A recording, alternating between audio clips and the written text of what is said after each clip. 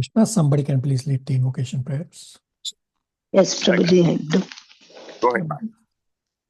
Om Annanathamiram Dasya Jnananjalashalakaya Satguru Militam Yena Tasmai Shri Guruve Namaha Shri Chaitanya Manobhisyam Stapinam Yena Bhutale Swayam Rupa Kadamayam Tadante Swapadantikam Vandeham Sri Guru Sri Padakamalam Sri Guru Vaishnavam Cha Sri Rupam Sagradajam Sagaguna Raghunanta Pitam Chadivam Satvaitam Sabadudam Parijana Sakitam Krishna Chaitanya Devam Sri Radha Krishna Padaham Sadguna Lalitam Sri Vishakam Pidam Cha Ye Krishna Karuna Sindhu Dina Bandhu Jagatpati Gopesha Gopika Kanta Radha Kanta Namastude Tapta Kanchana Gaurangi Radhe Vrindavaneshwari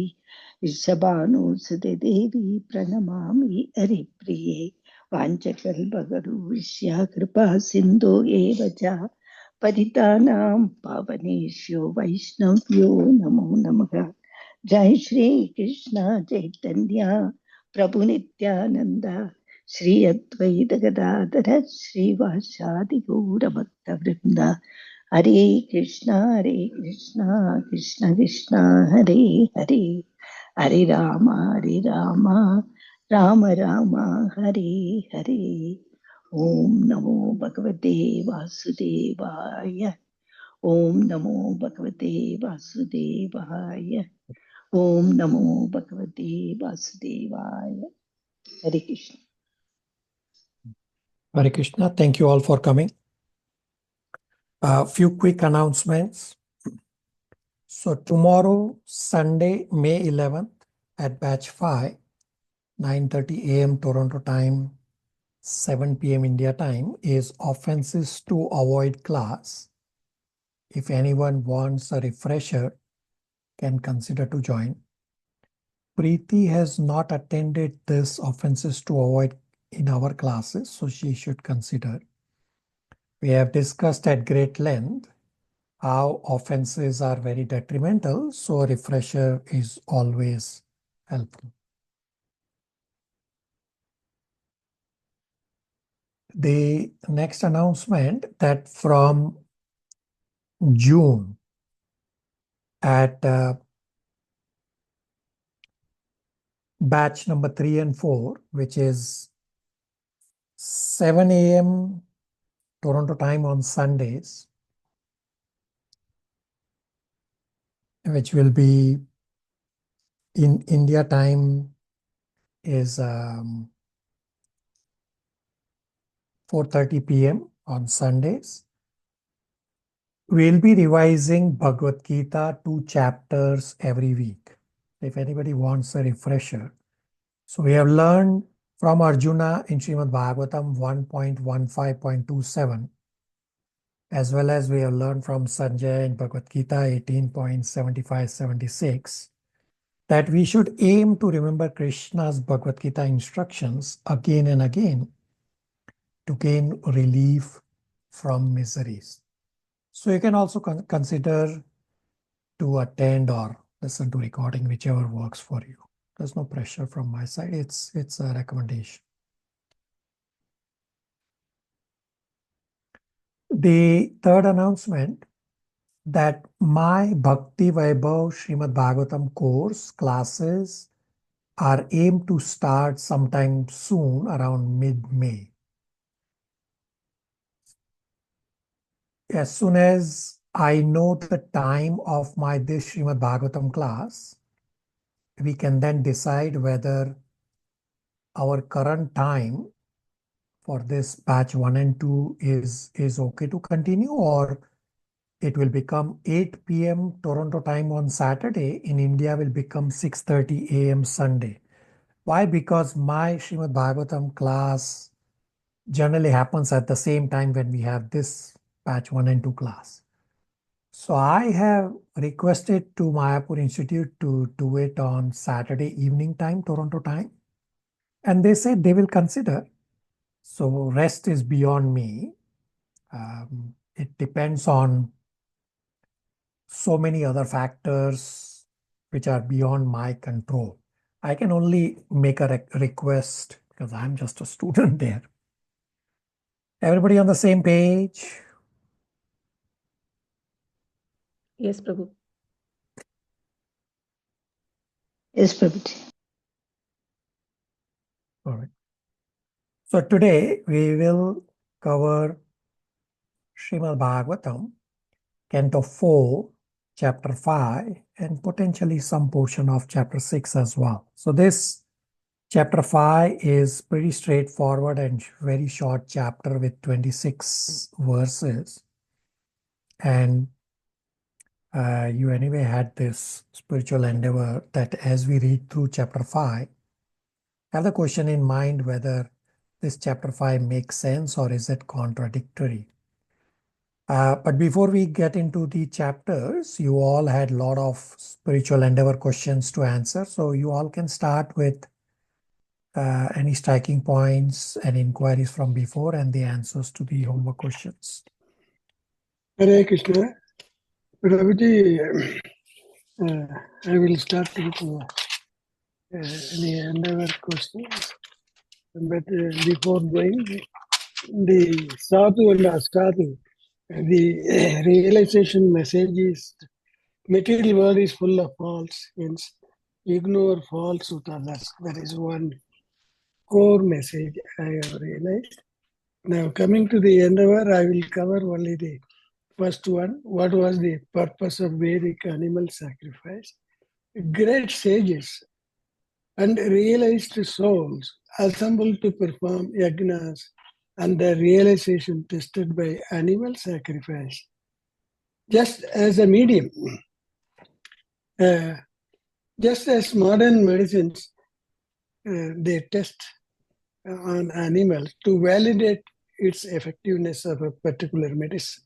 Similarly, the real purpose is in Vedic sacrifice of animal is to test a Vedic mantra by giving an animal new life. That is my submission, Prabhuji. Okay, very good. Hare Krishna, Prabhuji.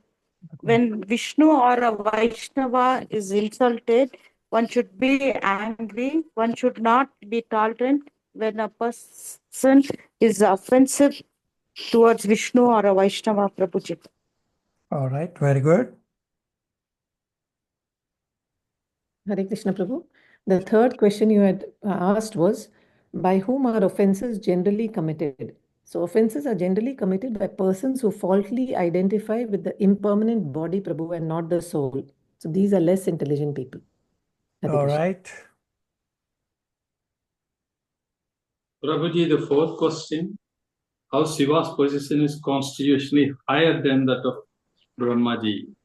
Lord Siva is neither on the level of the Supreme Personality of Godhead nor on the level of the ordinary living entities.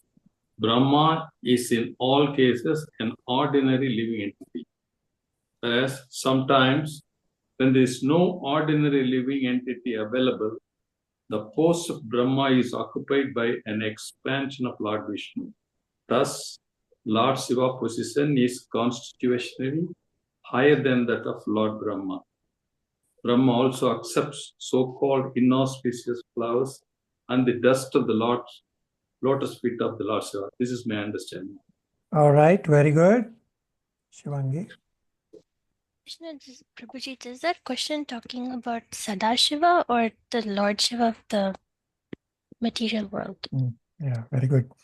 So this is very important to understand that this chapter it talks about Shiva, the Sadashiva, and Shiva, the demigod, in the same sentences. So this is referring to Sadashiva. Yes, the same sentence also goes on to say that even though Shiva comes as the son of Brahmaji, I understand that the Shiva that is the son of Brahmaji is an incarnation from Sadashiva anyway. Shivangi. Okay, thank you, Prabhuji. All right. What else? The fifth question, Prabhuji, according to Srimad Bhagavatam says, one should not tolerate of any cost of this activity. If he is a Brahmana, he should leave that place or All right. block his ears. All right. Very good.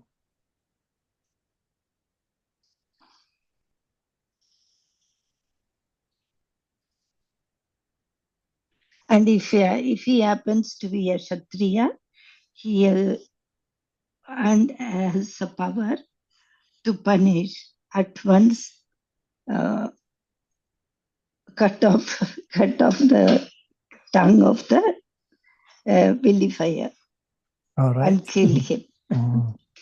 Okay. Rest of you.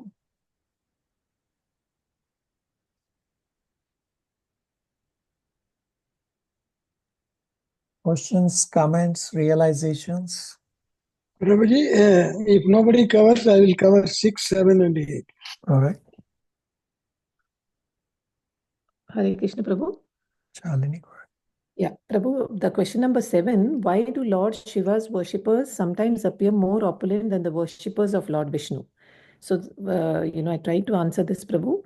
So, because, goddess Durga or Sati, she is the superintendent of all material affairs. She can offer material opulences to the worshippers of Lord Shiva.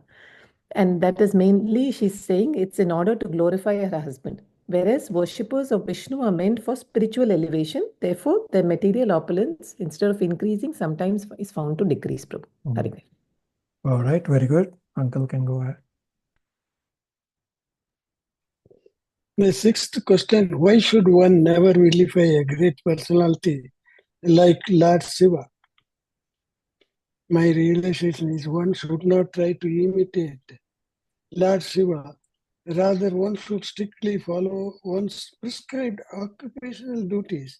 Hence, one should never vilify a great personality like Siva, who is always obsessed in the thought process of Lord Vasudeva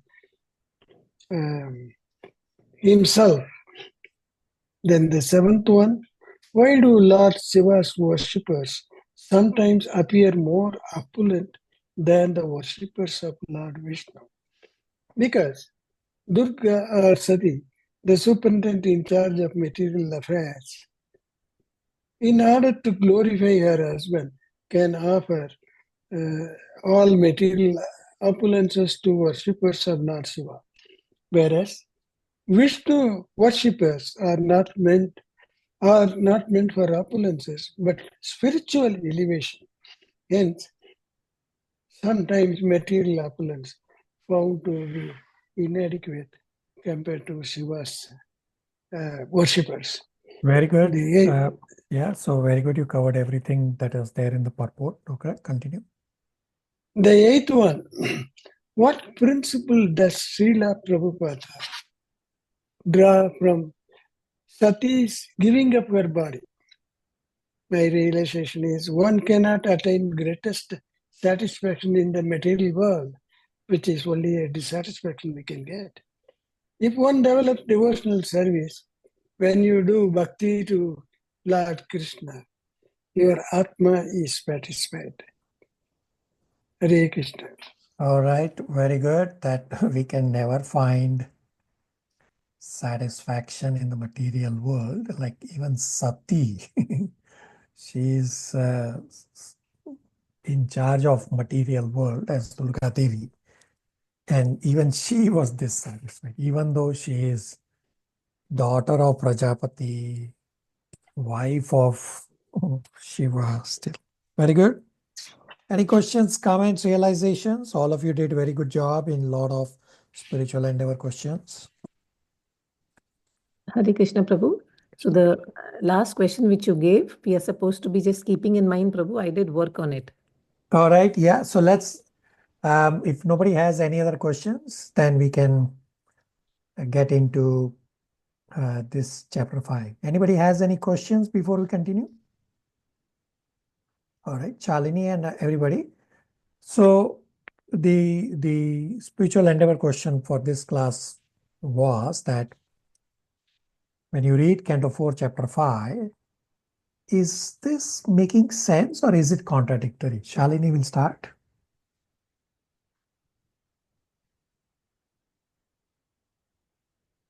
Hare Krishna, Prabhu. So I was just going through because I was feeling there is so much against Lord Shiva here, or against means the whatever Lord Shiva is doing. So I just went back and read chapter 2, chapter 3, chapter 4, Prabhu, because just to reinforce that Lord Shiva's Prabhu, I've made some references. Do you want me to tell that or just in general? In general. Okay. So in general, Lord Shiva is supposed to be the most peaceful personality, who's the most, he's the topmost transcendentalist, who's the greatest Vaishnava, and for whom everybody is equal. And so that personality getting angry and then all whatever and the demon coming and whatever happening was really, something which is, and even Sati is glorifying and giving up her life for such a personality, and then whatever happens is like Very good. So my task is accomplished. The rest of you, so at least Preeti's agreed that chapter 5 is okay. Shalini disagrees, therefore Shalini went back and read the previous chapter. So my task is accomplished with a seemingly innocuous open-ended question. So let's see who can break the tie. Hare Yeah, Krishna. I have one question to ask. Shalini, first finish. Uncle, 1 second, Uncle. So, Yes, please go ahead. Sorry. So, Prabhu, only thing is when I was reading text 5, again, little bit, I got that question mark again, Prabhu, when it says that the black person was a personified anger of the Supreme Personality of Godhead. So I'm just thinking that, whether Lord wants to, with all the demons anyway, his one purpose is to remove all the demons too. So Daksha was one of them. So that's another question. Again, it circles back. Very good. You like my endeavor, Shalini? Yes, Prabhu, very much. Okay, Uncle, go ahead. Who can break the tie? This is in your question is in chapter 5 you are asking, correct? Correct. I realized that I went through the entire thing and made notes also. This is, even though Lord Shiva is a great Vaishnava, transcendentalist, he could get angry because he is highly supposed to be balanced. But my question is it due to Krishna Leela? One of the Leelas which demonstrated here, that one... No, Krishna is not in the picture here in these chapters that we are reading. Now, why I related is, he is equal to the Supreme Personality of God, but not more than Supreme Personality of God. That is what I read in one of the... All right, so you are confused rather than you have a solution. Okay, let's see who can break the tie.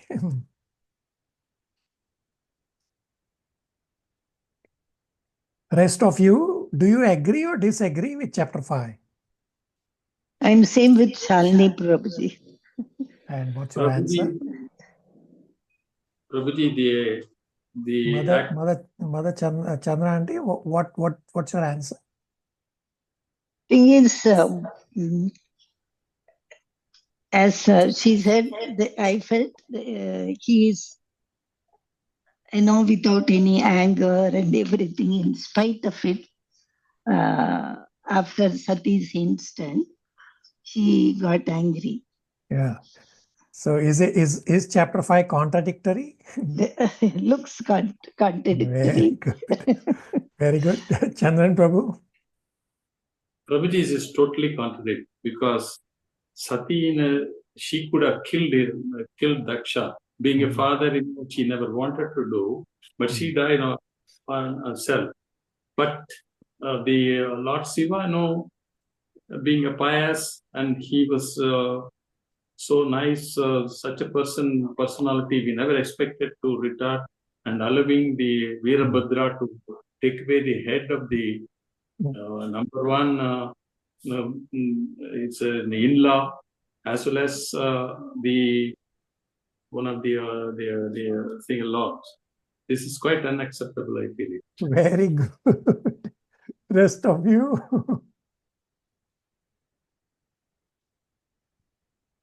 Shivangi.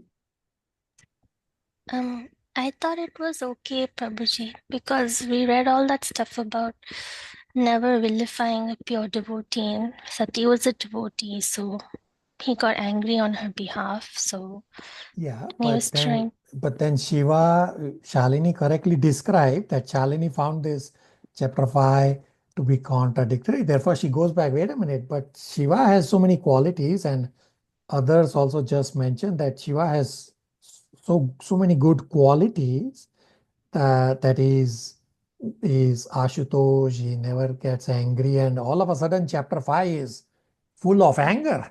So how do you understand this chapter? Shivangi, finish. I don't know, Prabhuji, but that was just my feeling. He's All right. trying to defend his wife, so Yeah, I so didn't feel it was wrong. so can you take chapter 5, and if somebody does something wrong to you, can you go and kill them or punish them, Shivangi? No. Why not? So you are contradicting your own statement, isn't it, Shivangi?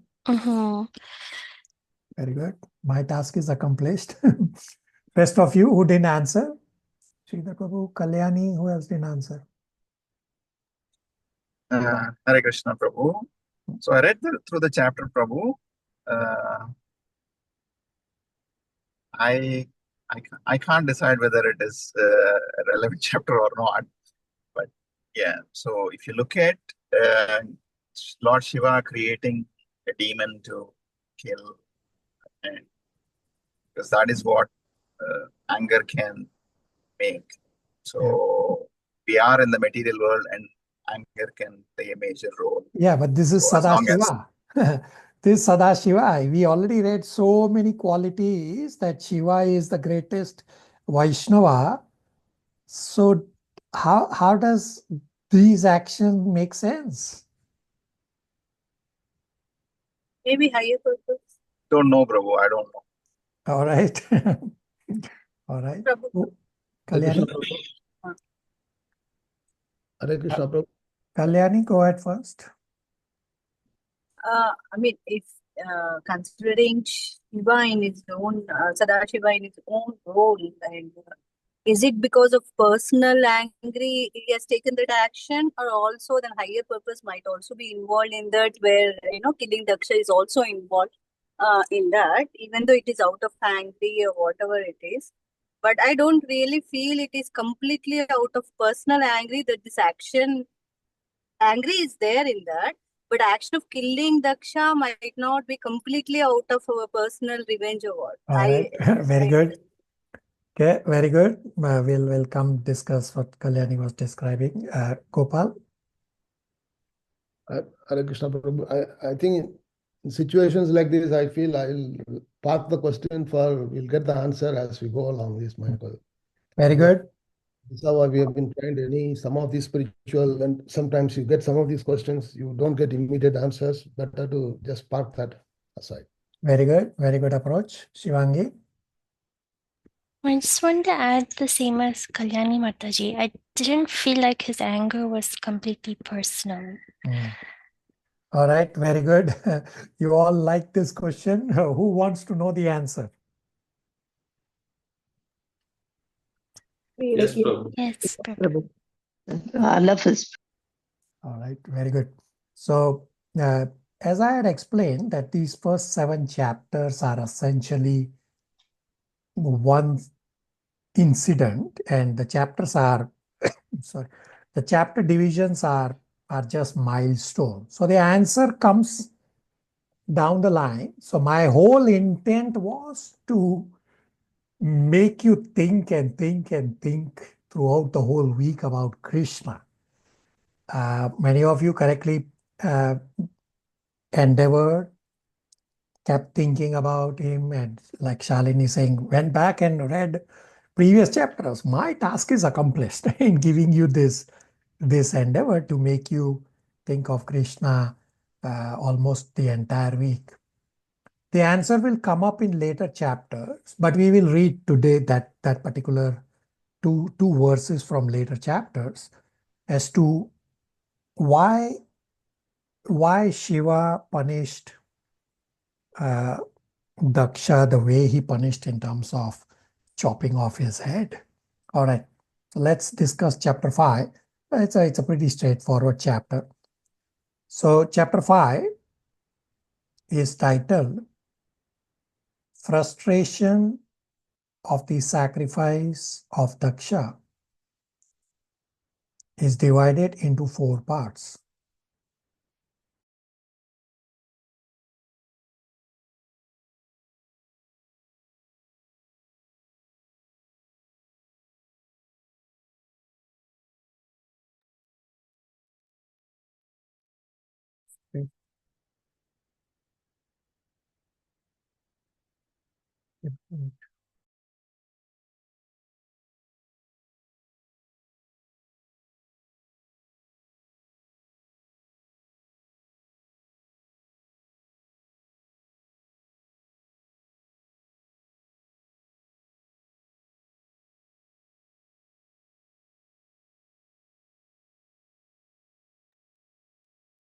Sorry.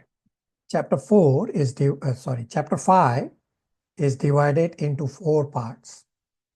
Part 1 is verses 1 to 5. Lord Shiva creates Veerabhadra and orders him to destroy Daksha. Part 2, verses 6 to 13. Veerabhadra and his associates reach the sacrificial arena.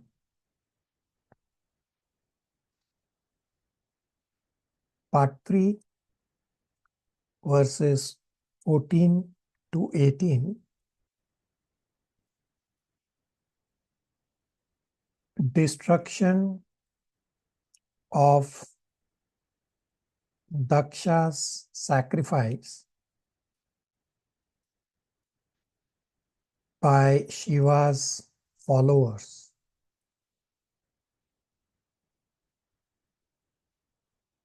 Part 4,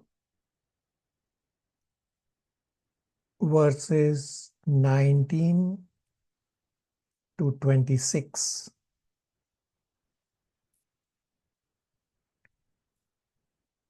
Activities of Veerabhadra.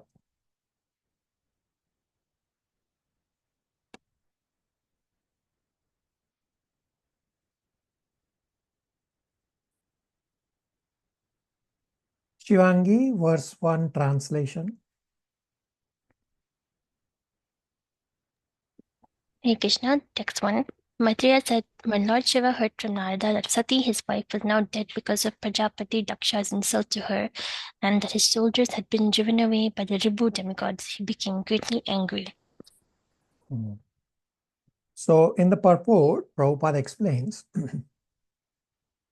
why did Sati, who is personified material energy herself, not kill Daksha? So we already discussed, and Prabhupada further explains in the purport that Sati herself could have killed her father Daksha because she is personified material energy and she has immense power to kill and create within this material universe.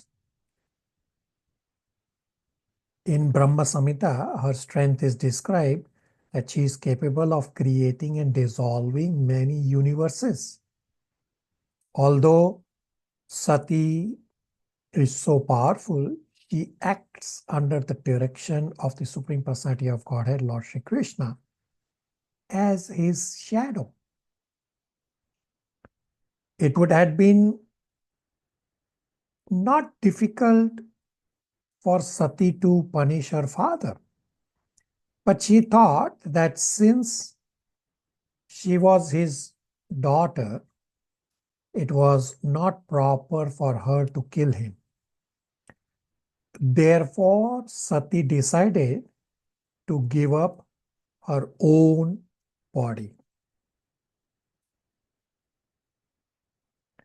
Is our dear Aditi able to read 2 to 5 translations? Hare Krishna. Yes. Thus, Lord Shiva, being extremely angry, pressed his lips with his teeth and immediately snatched from his head a strand of hair which blazed like electricity or fire. He stood up at once, laughing like a madman, and dashed the hair to the ground. A fearful black demon, as high as the sky and as bright as 3 suns combined, was thereby created. His teeth very fearful, and the hairs on his head like burning fire. He had thousands of arms equipped with various weapons, and he was garlanded with the heads of men.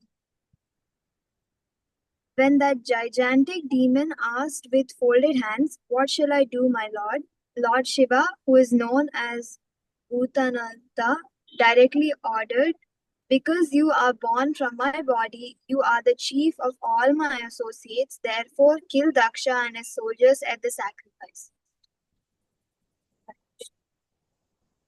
5 also. Fine. Okay, Prabhu.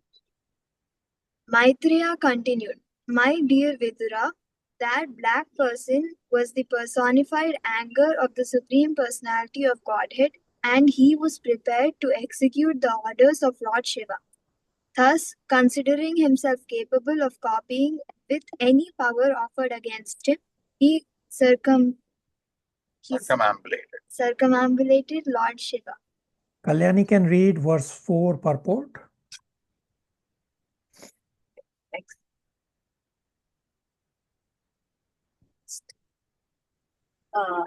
Prabhuji, Aditi will continue. Just All right. we are all ready.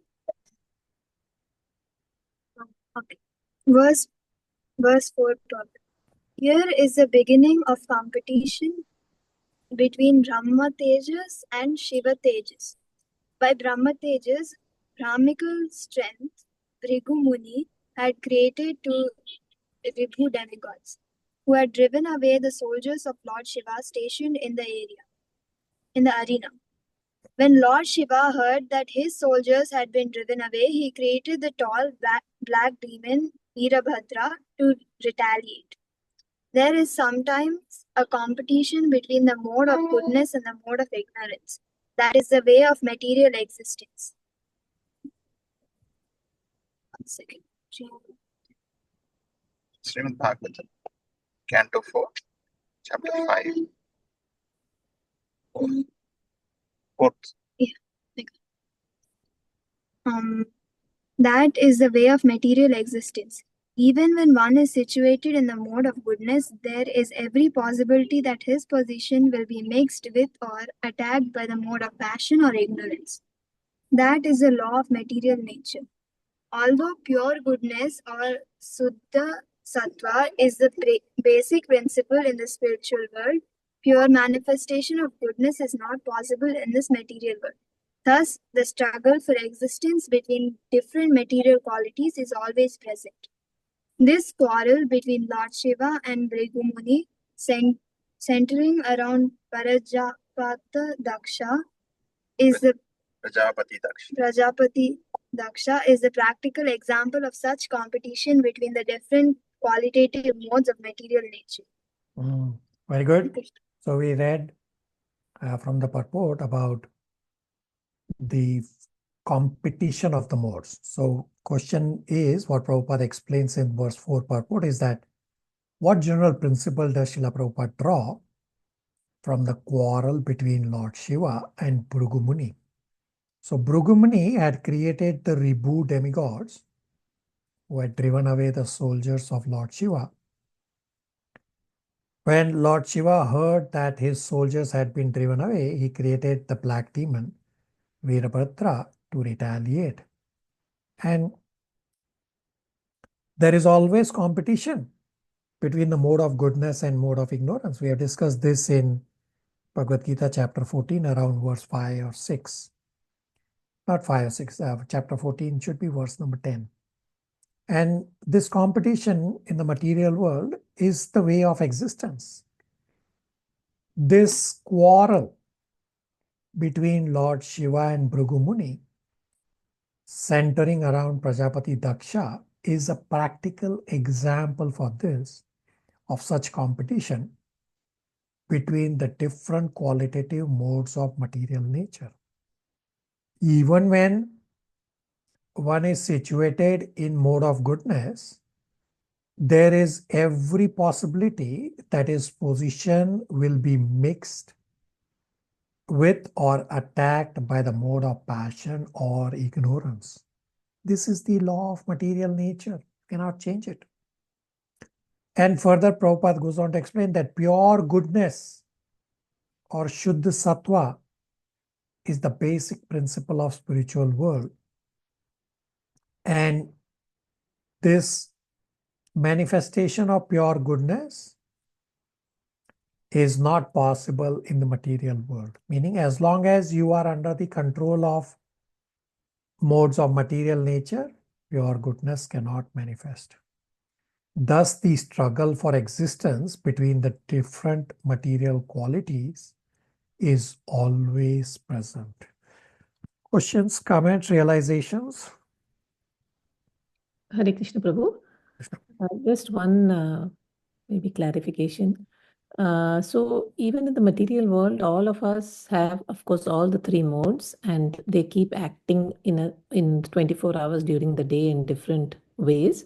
But there are some who will have more predominantly more mode of goodness, no Prabhu, some more of passion. Yeah, you are correct. So everybody has all three modes in different degrees. Some will have goodness as predominant, but they will at times act in passion or ignorance also. Some will have passion as predominant, and sometimes they may act in goodness or ignorance. And some may have predominant ignorance, and occasionally they may act in goodness or passion, because this fight is continuous. But yes, everybody will have a predominant mode together with other modes. Thank you, Prabhu. All right. The rest of the verses of this chapter are pretty straightforward. Part 2 is verses 6 to 13. Virabhadra and his associates reach the sacrificial arena. Mother Jija, verses 6 to 13, translations and purports. Text 6. Many other soldiers of Lord Shiva followed the fierce personality in a tumultuous uproar. He carried a great trident, fearful enough to kill even death, and on his legs he wore bangles which seemed to roar. Translation. Text 7. At the time, all the persons assembled in a sacrificial arena, the priest, the chief of the sacrificial performance, and the brahmanas and their wives wondered where the darkness was coming from. Later, they could understand that it was a dust storm, and all of them were full of anxiety. Text 8, translation. Conjecturing on the origin of the storms, they said, there is no wind blowing and no cows are passing, nor is it possible that this dust storm could be raised by plunderers, for there is still the strong king Barhi who would punish them. Where is this dust storm blowing from? It is the dissolution of the planet now to occur? Text 9.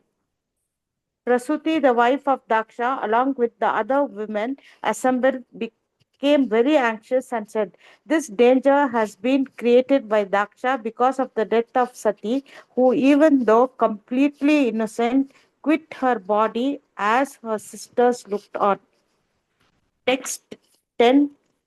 At the time of dissolution, Lord Shiva's hair is scattered and he pierces the rulers of the different directions with his trident. He laughs and dances proudly, scattering their hands like flags as thunder scatters the clouds all over the world. Text 11. Translation. The gigantic black man bared his fearful teeth.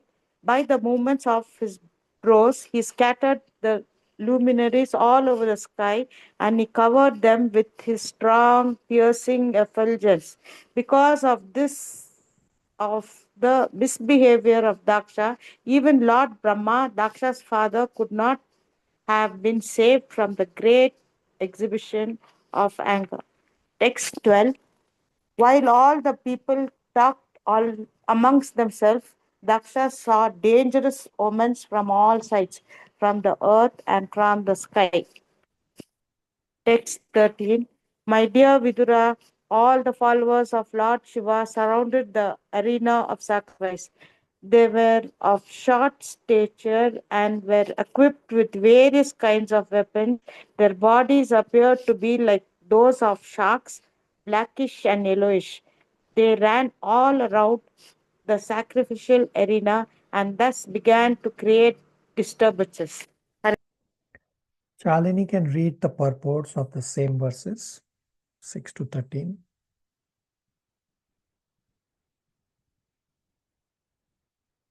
Hare Krishna. Text 7, purport. No, there's no purport. Text 8, purport. Specifically significant in this verse is Prachina Bahir Jivati. The king of that part of the land was known as Barhi, and although he was old, he was still living, and he was a very strong ruler. Thus, there was no possibility of an invasion by thieves and plunderers. Indirectly, it is stated here that thieves, plunderers, rogues, and unwanted population can exist only in a state or kingdom where there is no strong ruler. When, in the name of justice, thieves are allowed liberty, the state and kingdom are disturbed by such plunderers and unwanted population.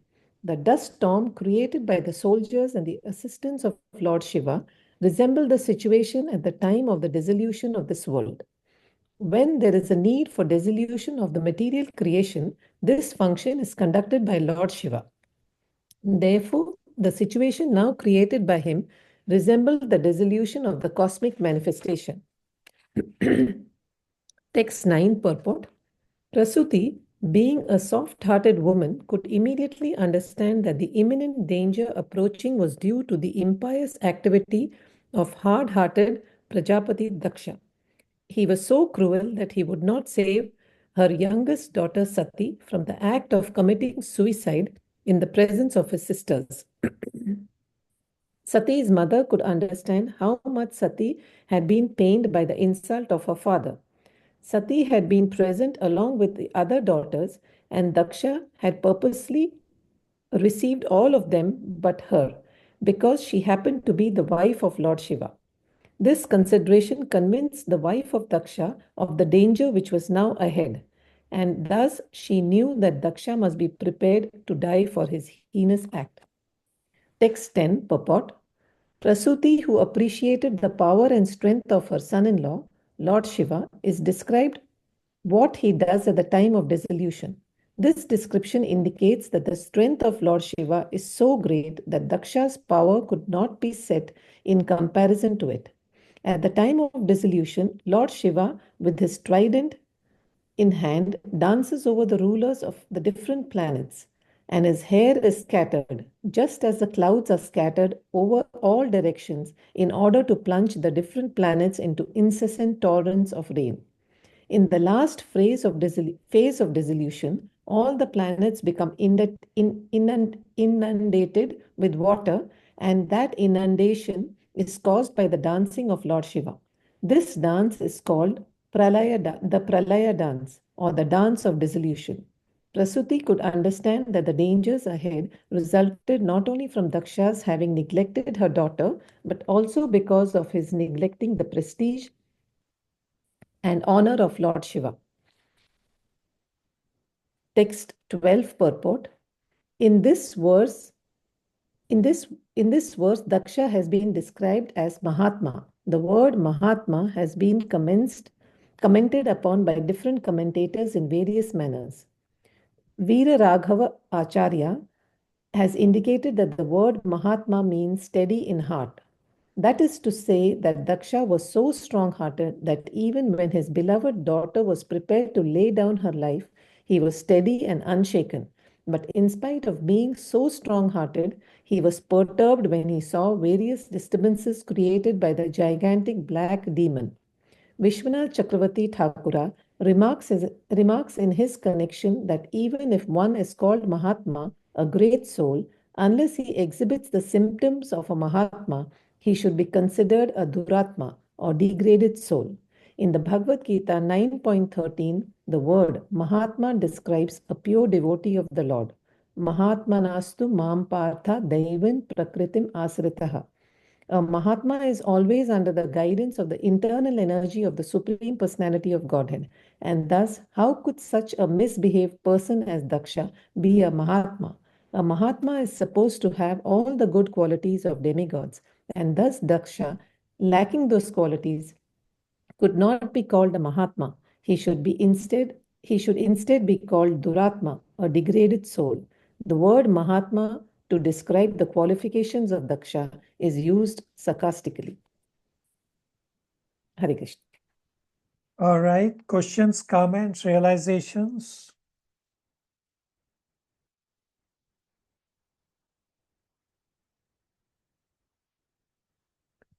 All right. Part 3 is verses 14 to 18.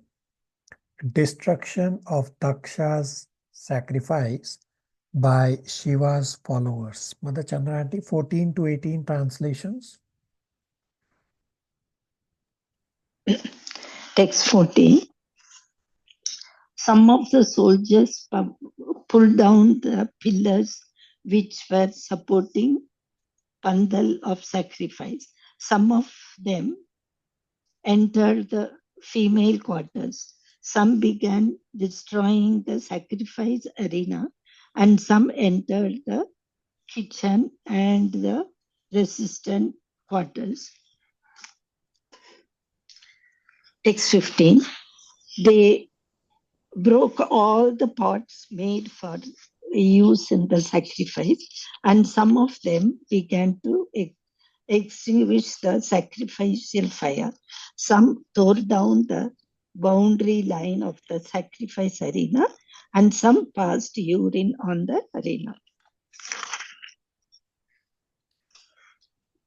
Text 17. 16. Text 16. Some blocked the way of the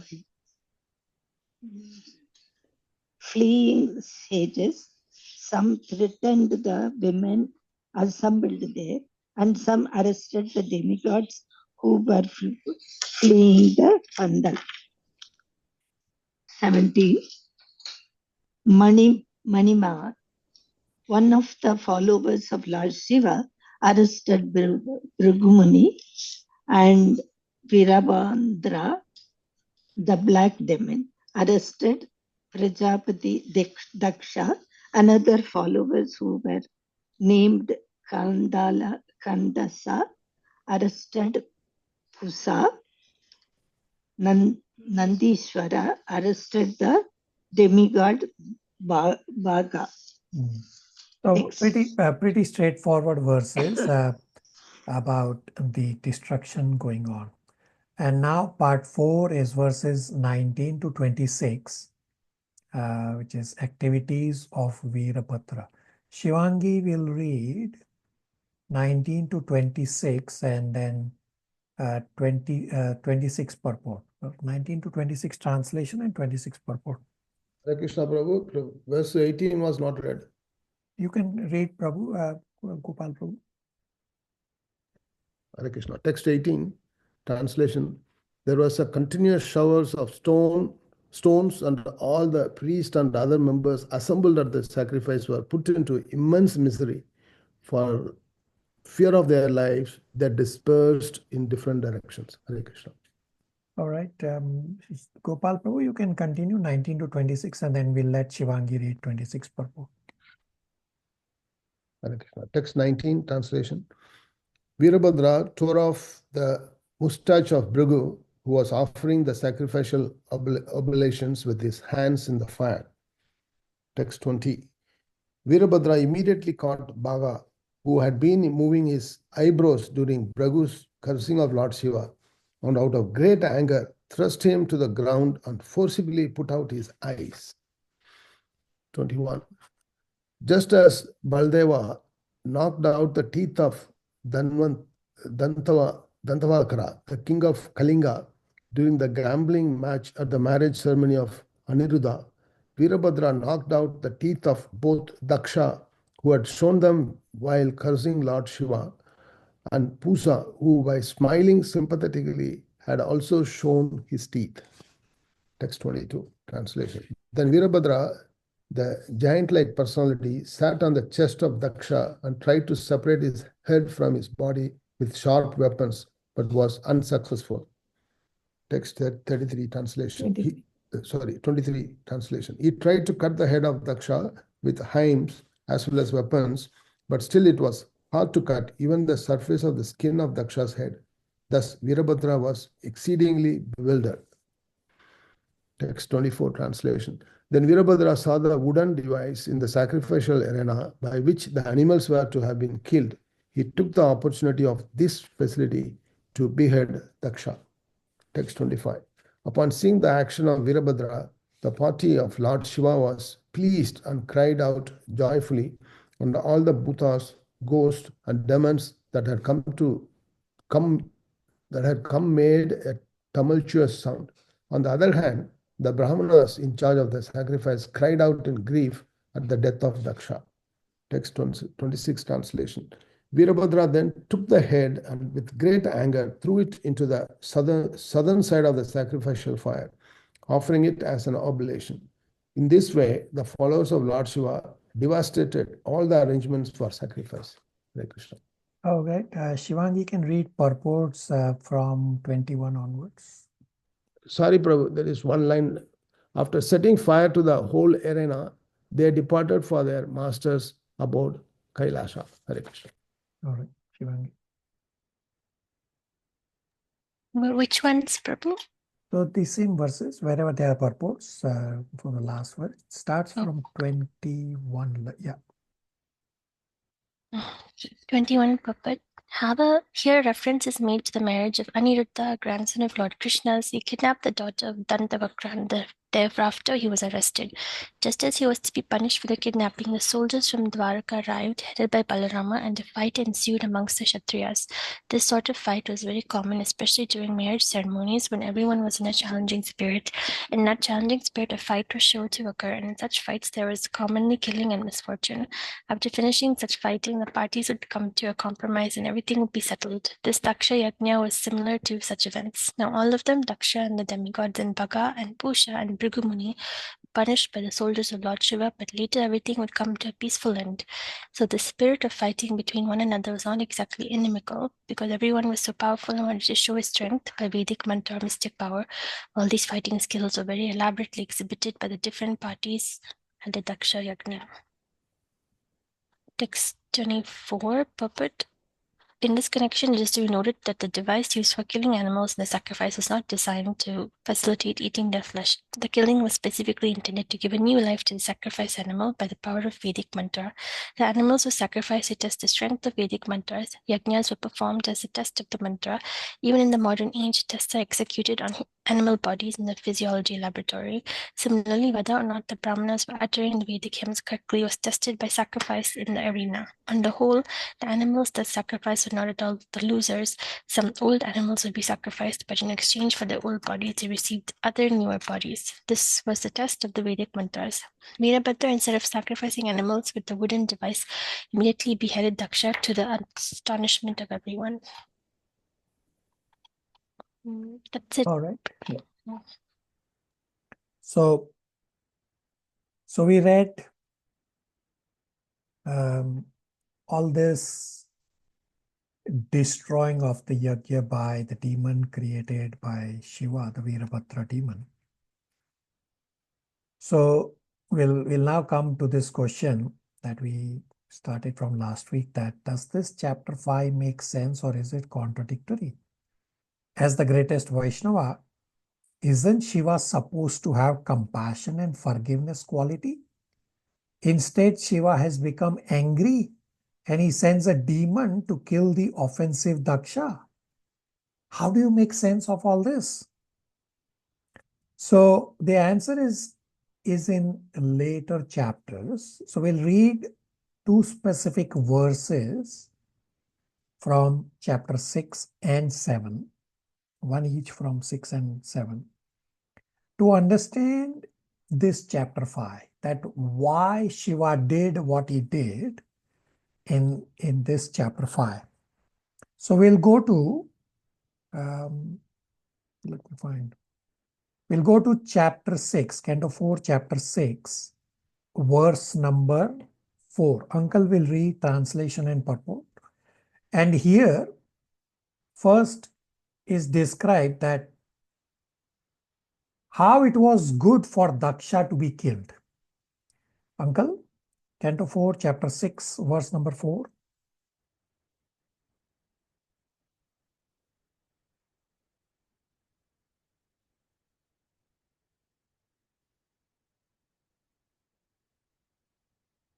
Unmute. Hare Krishna. Chapter 4, verse number 6, you said, Prabhuji? Verse number 4. The purport. Lord Brahma Read the explained to the demigod. Translation and purport. Sorry. Text 4. When Lord Brahma heard everything from the demigods and the members who had attended the sacrifice, he replied, "You cannot be happy in executing a sacrifice if you blaspheme a great personality and thereby offend his lotus feet. You cannot have happiness in that way." Lord Brahma explained to the demigods that although Daksha wanted to enjoy the results of fruitive sacrificial activities, it is not possible to enjoy when one offends a great personality like Lord Siva.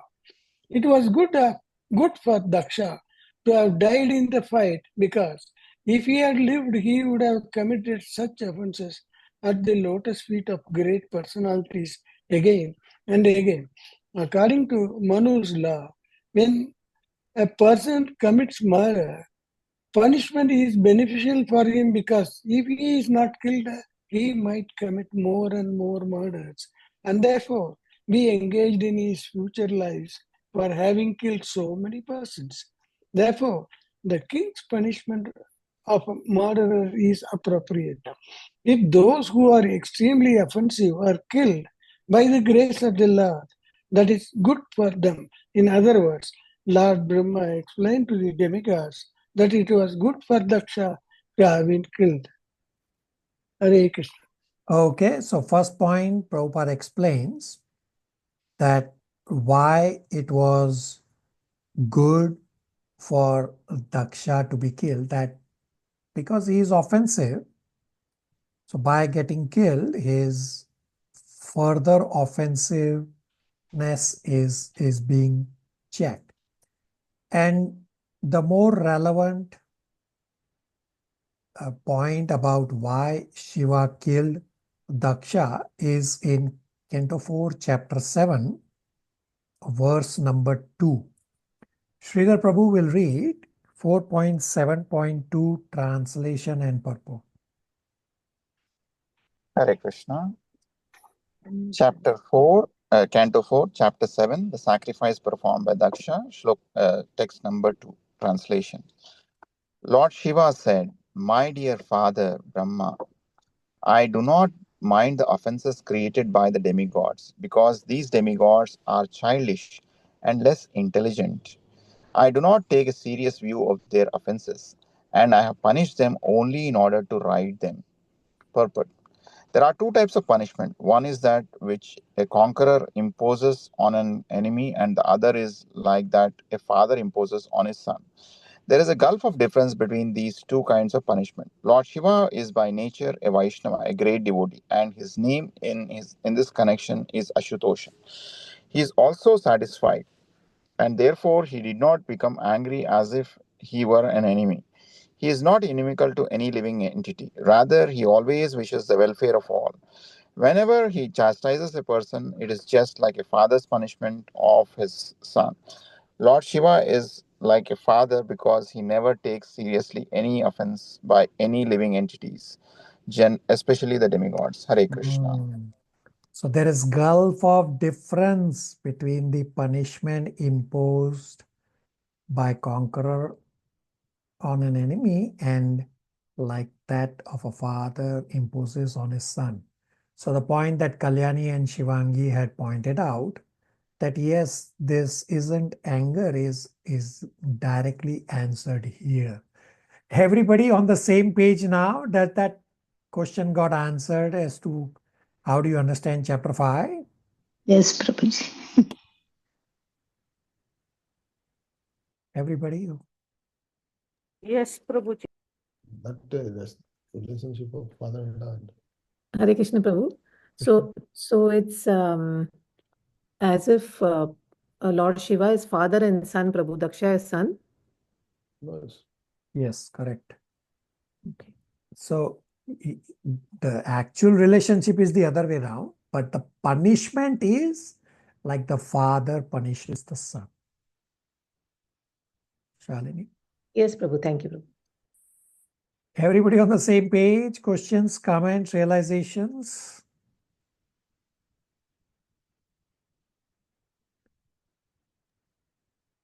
My confusion is over, Prabhuji. Very good. Thank you for listening with rapt attention. Chandran Prabhu, did that answer? Yeah, I do understand. Yes. Yes, clear. Very good. Gopal Prabhu, you got your answer. You parked your question. Yes, Prabhu. Thank you, Prabhu. Sridhar Prabhu, you said you don't know. Everybody who answered differently or didn't know? Yes, Prabhuji. Hare Krishna. All right.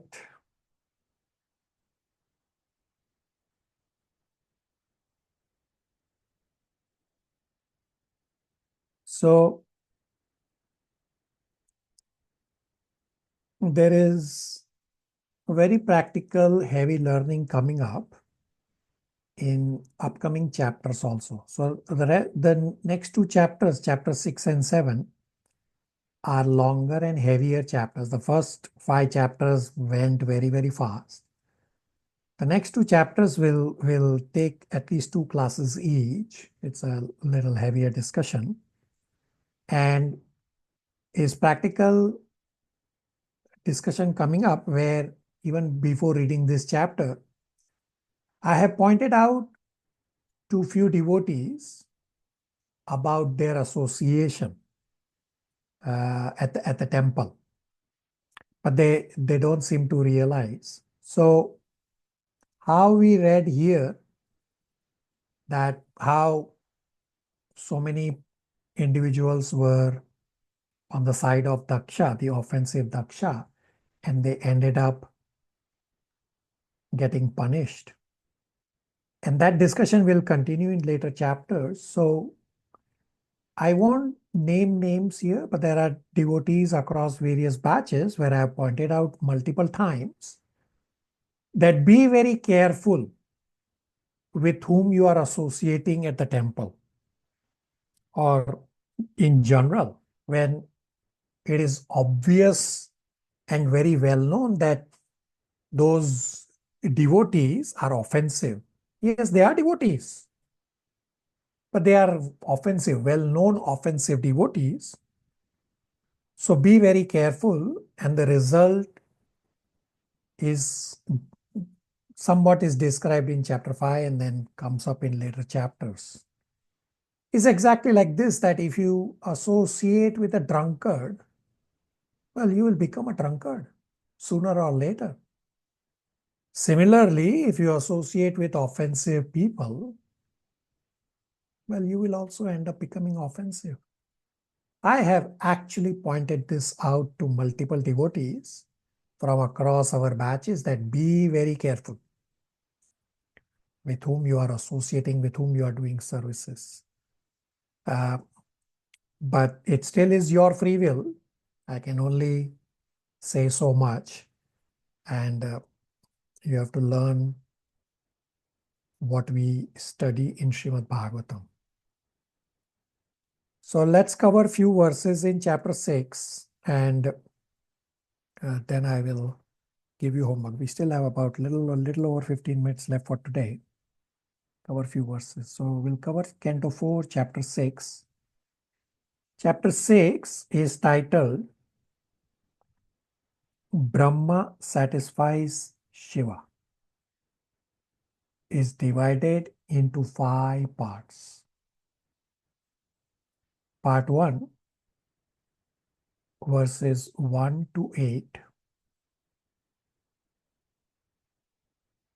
Demigods approach Lord Brahma for help.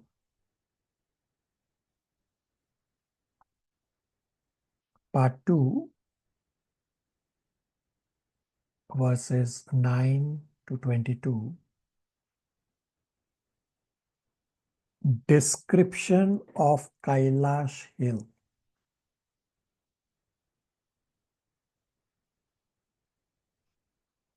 Part 3, verses 23 to 31. Description of Alaka region.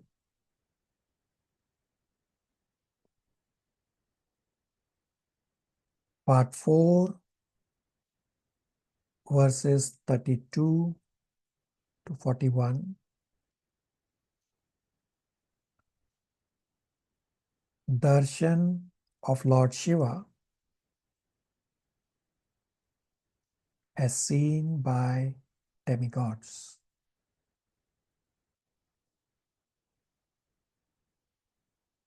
Part 5,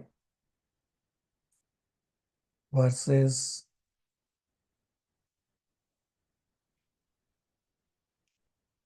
42 to 53.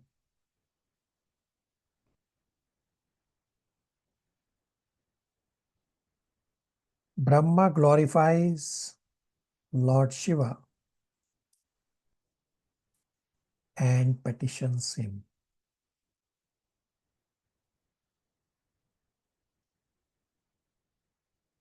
Everybody got it? Yes, Prabhu.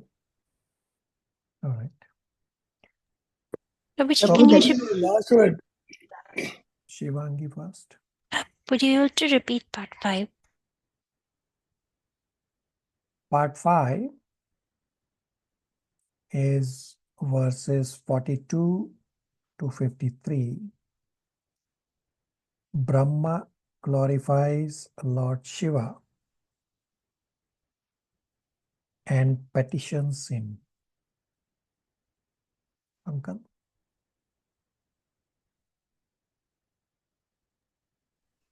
Petitions him, is it?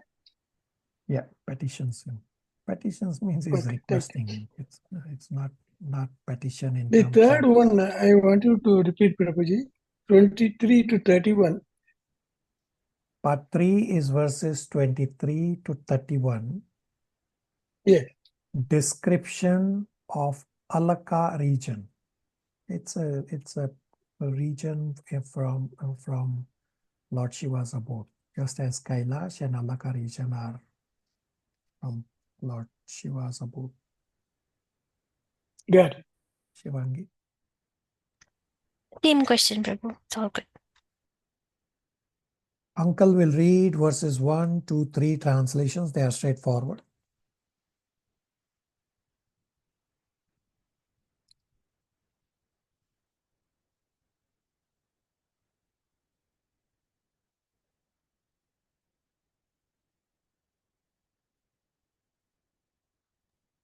Up to 4. 1, 2, 3, 4. Yeah. Translation 1.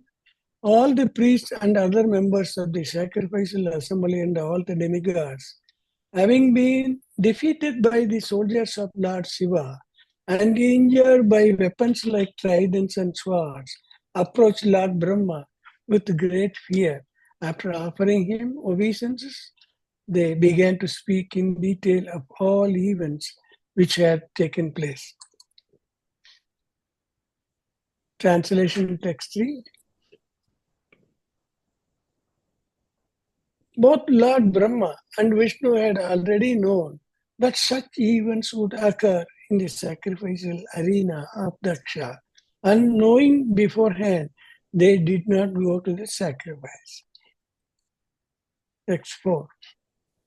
When Lord Brahma heard everything from the demigods and the members who had attended the sacrifice, he replied, "You cannot be happy in executing a sacrifice if you blaspheme a great personality and thereby offend his lotus feet.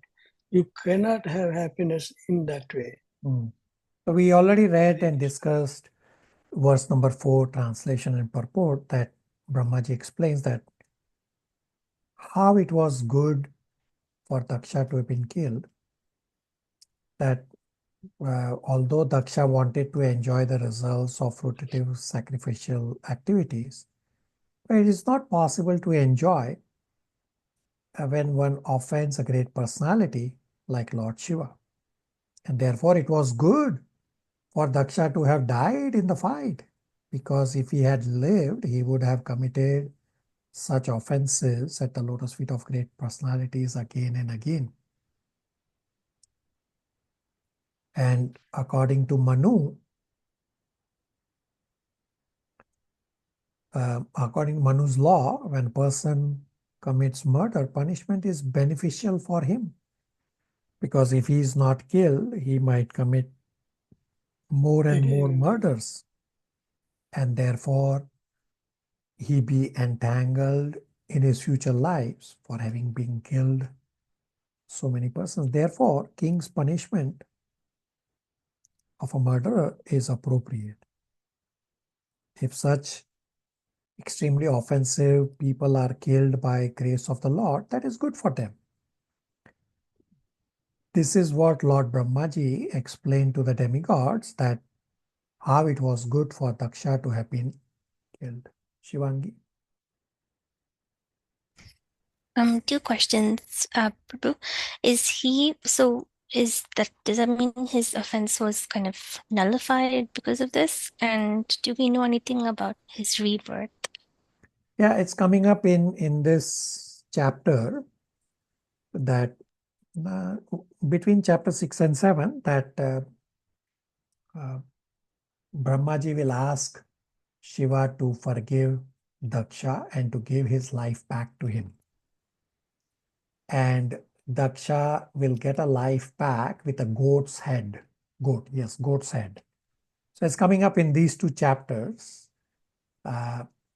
And this is the important learning, that when you associate with offensive people, what will happen to you is described in an extreme way in this chapter. It may not happen exactly extreme way to us, but we have to be careful with whom we associate with. Shivangi? Okay, thank you. Yeah, so I forgot to repeat. Shivangi's question was, what happened with Daksha's next life? And I described that. We will soon read in these chapter 6 and 7. Everybody on the same page? Yes, Prabhu. Yes, Prabhu. Verse number 5 explains why Shiva is also known as Ashutosh. Kalyani will read verses 5 translation and purport, and then 6 to 8 translations. They are straightforward.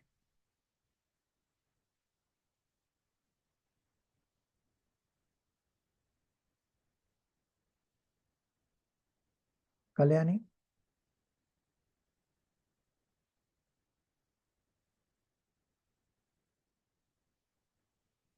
Gopal Prabhu, 5 translation purport, and then 6 to 8 translation. Translation purport. Text 5, Hare Krishna, text 5 translation. You have excluded Lord Shiva from taking part in the sacrificial results, and therefore you are all offenders at his lotus feet. Still, if you go without mental reservations and surrender unto him and fall down at his lotus feet, he'll be very pleased. Purport. Lord Shiva is also called Ashutosha. Ashu means very soon, and Tosha means to become satisfied. The demigods were advised to go to Lord Shiva and beg his pardon, because he is very easily pleased. It was certain that their purpose would be served. Lord Brahma knew the mind of Lord Shiva very well, and he was confident that the demigods who are offenders at his lotus feet could mitigate their offenses by going to him and surrendering without reservation. Text 6, translation. Lord Brahma also advised them that Lord Shiva is so powerful that by his anger, all the planets and their chief controllers can be destroyed immediately.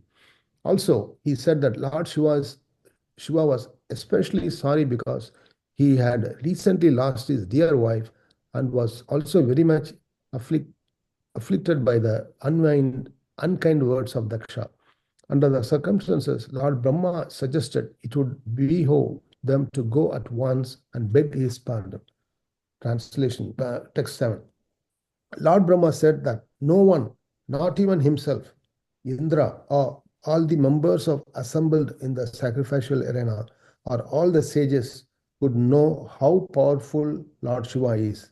Under the circumstances, who would dare to commit an offense at his lotus feet? Text 8, translation. After thus instructing all the demigods, the Pitas, and the lords of the living entities, Lord Brahma took them with him and left for the abode of Lord Shiva, known as the Kailasha hill. So we read Ashutosh. Ashu means very soon, and Tosha means to become satisfied. So Shiva becomes satisfied very easily. Questions, comments, realizations?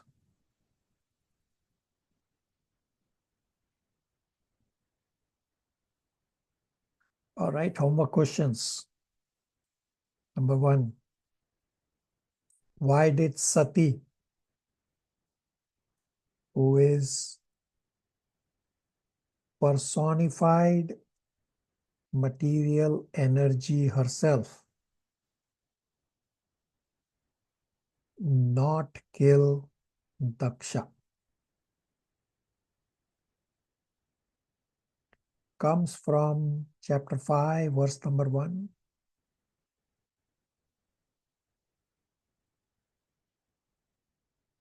Question 2. What general principle does Srila Prabhupada draw from the quarrel between Lord Shiva and Bhrigu Muni?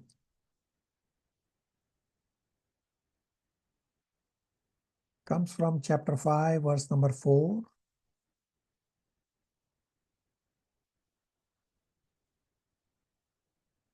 Next question.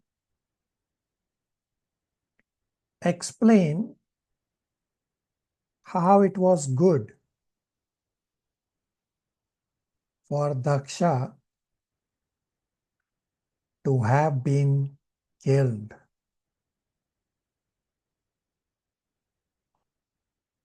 Comes from chapter 6, verse number 4. And last question for next class. Read Canto 4, Chapter 6.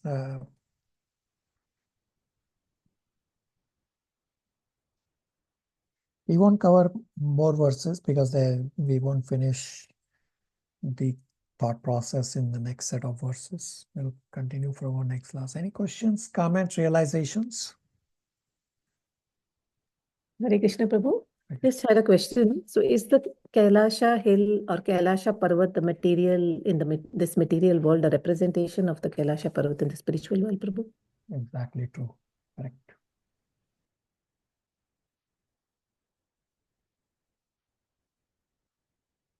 All right. Are we okay to stop here? Hare Krishna Hare Krishna, Prabhu. Thank you, thank you. Prabhu. Hare Krishna. Thank you. Thank you. Thank you, Prabhu. Krishna. Hare Krishna. Thank you.